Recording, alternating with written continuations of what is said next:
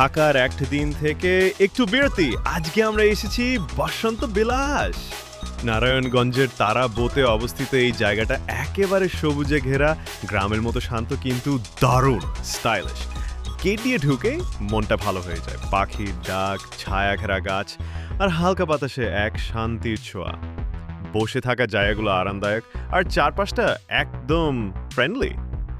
আর খাবারের কথা যদি বলি, আহা, গরম গরম বিরিয়ানি, জুস আর স্পেশাল কাবাব, এক কথায় অসাধারণ।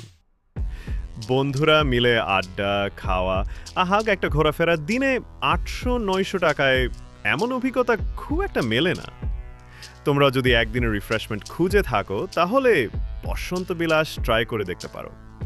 ভালো লাগলে ভিডিওটা শেয়ার করো আর এমন ব্লগ পেতে চ্যানেলটা সাবস্ক্রাইব করতে ভুলো না।